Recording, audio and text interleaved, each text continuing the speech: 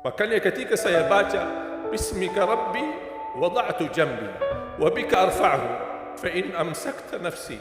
Ya Allah, kalau memang nyawahku malam ini dipertahankan, rahmatilah ya Allah, karena prosesnya panjang. Ketika Uthman bin Affan disebutkan surga dan neraka, tidak pernah nangis. Tapi ketika dibahas kuburan, 3 malam tidak bisa tidur. Yang membuat saya penasaran, kenapa di judul doa namanya doa bangun tidur, doa tidur, tapi di dalam doa tidak ada istilah bangun tidur. Justru yang ada hidup dan mati. Membuat saya berfikir, apa maksudnya Bismikallahumma? Seharusnya Bismikallahumma tidur dan bangun. Alhamdulillah yang telah membangunkan sesudah tidur. Kenapa ada hidup dan mati? Ingin saya mencari tahu sampai saya menemukan sebuah hadis yang sahih. Alhamdulillahilladzi radda ilayya ruhi wa afani fi jasadi wa adhina li bi dzikri. Ini menjadi doa yang kedua, doa bangun tidur. Ketika saya baca alhamdulillah yang telah kembalikan ruhku, berarti ruh kita di mana saat tidur? Wa afiyat di jasadku, dan diizinkan untuk bisa mengingat Allah Subhanahu wa taala. Membuat saya tambah penasaran, kenapa di saat tidur Allah disebutkan kata hidup dan mati, bukan kata bangun dan tidur. Membuat saya cari dan gali tahu, mencari tahu, tidak menemukan hadis-hadis yang bisa menjawab penasaran saya.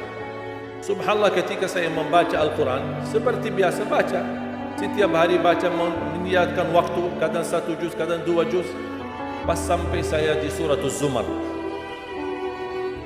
surah 39 ayat 42. Allahu yatawaffal anfusa hina mautiha wallati lam tamut fi manamiha fayumsiku allati qada 'alayha al-maut wa yursilu al-ukhra ila ajalin musamma inna fi dhalika laayatin liqaumin yatafakkarun. Saya langsung sujud syukur. Saya berkata, itulah jawabannya. Allahu yatawaffal anfusa. 2 kali Allah memegang nyawa kita. 1 saat kita meninggal dunia. 2 saat kita tidur belum meninggal dunia. Allahu yatawaffal anfusa hina mautiha, ketika tidur mati, sudah meninggal dunia. Nyawa kita dimegang oleh Allah SWT. Allahu yatawaffal anfusa hina maut wallati lam tamut fi manamiha, dan Allah memegang nyawa seorang ketika dia tidur tapi belum mati. Kalau soal sudah dimegang nyawanya ketika mati sudah selesai. Tapi Allah jelaskan lebih detail lagi, persoalan megang nyawa seorang ketika tidur belum mati. Fayumsiku allati qada 'alaiha al-maut. Allah Subhanahu wa taala menahan nyawa yang sudah ditetapkan oleh Allah kematiannya. Makanya ada orang ketika bangun subuh sudah meninggal dunia, ternyata dia termasuk fayumsiku allati qada 'alaiha al-maut. Wa yursilul ukhra, tahap yang kedua, wa yursilul ukhra ila ajalin musamma, yang belum ditetapkan kematian, Allah kembalikan nyawanya untuk di waktu yang ditentukan dan ditetapkan oleh Allah Subhanahu wa taala. Itu beristiwa setiap malam Bapak Ibu. Dimegang nyawa kita dan dilepas. Bisa jadi ketika dimegang dipertahankan, tidak dilepas. Ini beristiwa menghadapi proses kematian setiap malam ketika tidur. Inna fi dzalika laayatil liqaumin yatafakkarun. Mana orang yang berfikir, itu tanda kebesaran Allah bagi kaum yang berfikir. Ketika saya baca buku-buku doa, ternyata saya menemukan doa yang hampir sama mentakwilkan ayat ini, tapi menjadi bentuk sebuah doa yang cukup panjang tapi sangat indah, apalagi kalau bisa kita menikmati dan menghayati isinya. Menjadi salah satu doa tidur. Tadi doa tidur ada 1 kan? Bismikallahumma amutu wa ahya. Doa bangun tidur ada 2. Alhamdulillahilladzi ahyana ba'da ma amatana wa ilaihin nusyur. Itu umum. Ada 1 lagi, alhamdulillahilladzi radda ilayya ruhi wa afani fi jasadi wa adhina li bi dzikri.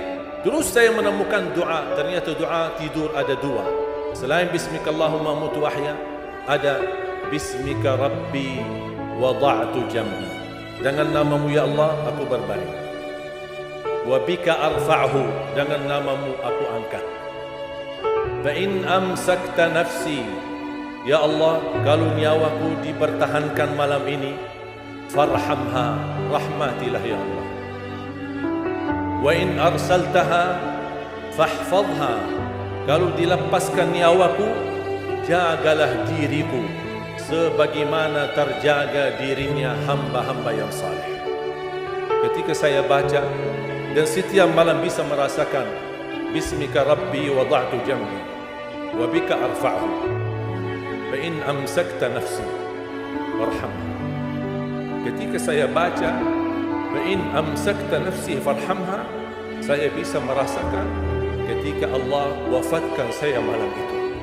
Dan saya sangat memohon, rahmatilah aku ya Allah.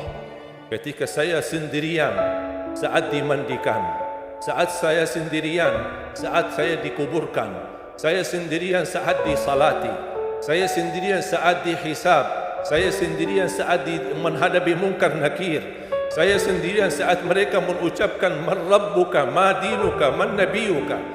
Kalau bukan rahmatmu ya Allah, saya tidak akan bisa apa-apa. Saya tidak bisa nyaman, saya tidak bisa selamat, saya tidak bisa bahagia. Bagaimana kuburan yang sempit dan gelap bisa menjadi kun fayakun raudhatun min riyadil jannah, taman dari taman surga. Bahkan Allah tunjukkan posisi kita di surga. Makanya seorang hamba yang bisa melihat posisinya di surga, dia berteriak, ya Allah, aqimis sa'ah, segerakanlah datangnya hari kiamat. Sebaliknya orang-orang yang na'udzubillah, ketika disempitkan kuburannya, bertambah gelap, bertambah hitam, belum lagi turun azab, ditunjukkan posisinya di neraka di sampingnya, dan dia berteriak, ya Allah, la tuqimis sa'ah, janganlah terjadi hari kiamat. Sudah aku disiksa di sini sudah cukup, apalagi akan disiksa nanti di hari kiamat. Makanya ketika saya baca Bismika Rabbi wada'tu jambi wa bika arfa'hu fa in amsakta nafsi, ya Allah, kalau memang nyawaku malam ini dipertahankan, rahmatilah ya Allah. Karena prosesnya panjang. Ketika Uthman bin Affan disebutkan surga dan neraka, tidak pernah nangis. Tapi ketika dibahas kuburan, 3 malam tidak bisa tidur. Kata beliau, al-qabru awwalu manazilil akhirah. Kuburan itu langkah awal ke akhirat. Kalau itu lulus, lancar, bahagia, selamat, insya-Allah lebihnya aman dan sambil menuju ke surga. Tapi kalau kuburannya menderita, menjadi tersiksa, menjadi pahit dan tidak bisa nyaman, tidak akan bisa nyaman lebihnya dan selanjutnya, na'udzubillah min zalik. Wa in arsaltaha, ya Allah, kalau memang kami di malam ini masih ditetapkan, masih punya umur dan dilepaskan nyawa kami masih diizinkan untuk beraktivitas dan beribadah, mendekatkan diri kami kepadamu ya Allah. Kita ingat, fahfadha, jagalah dirimu, karena kami takut juga mengulangi dosa. Kami takut lagi mengulangi kesalahan. Kami takut menjadi orang yang suka selalu masbuk atau ketiduran dari salat. Kami suka terlalu banyak kelemahan dan kebodohan kami. Kami tidak mau ya Allah. Jagalah diri kami sebagaimana terjaga dirinya hamba-hamba yang saleh.